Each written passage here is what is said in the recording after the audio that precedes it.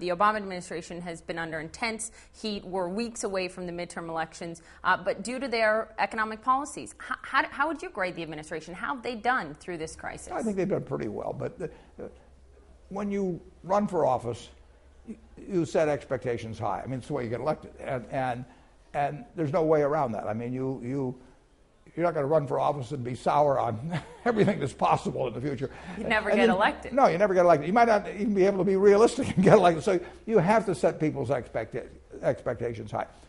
They got set very high for a fellow that they didn't really know very well for very long. So they didn't have a mindset. They had a mindset about Hillary Clinton to quite an extent, or John McCain or something, but they didn't have the same mindset about Barack Obama.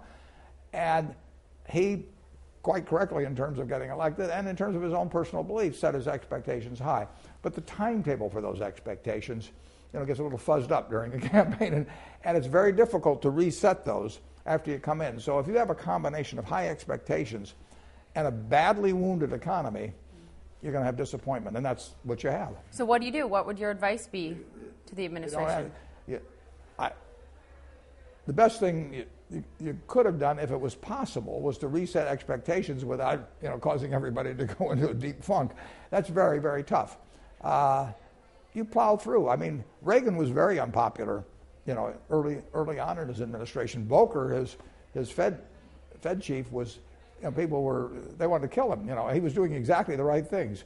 I mean, Volcker is one of the heroes of financial history, but you can't imagine how unpopular he was at the time. So there's times when you just put your head down and keep going. What about the criticism that the administration is anti-business? Is that in any way fair? Well, I think the rhetoric sometimes hasn't been useful. Both sides, I know both sides, and both sides feel misunderstood to some degree. And whether they correctly feel it or not doesn't really make any difference after a while. I mean, if you start having strong feelings against your neighbor, and your neighbor starts having strong feelings against you, after a while you can't even remember why it started, but it feeds on itself. And defusing that is, I think, somewhat important, and language is part of that. President Obama wants business to succeed. He knows that his administration can't succeed without business succeeding. Business and people want the president to succeed, but that as the rhetoric heats up, people lose sight of that to some degree. They can get reset back to that, I hope, but right now there's no question about it that there's this feeling on both sides that the other side kind of unfairly feels that they don't understand their position. It's an interesting time because 3 of the president's key economic advisors will not be in his inner circle within months. Right. He has a chance to replace them, to shift economic policy.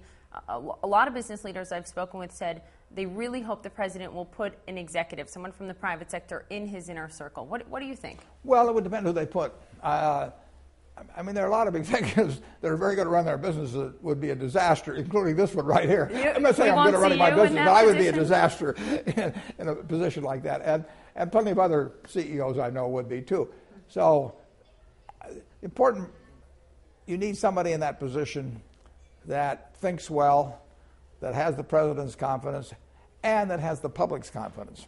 And the public's confidence is important now. I mean, you have a public that is generally pretty sour, both on business and Washington.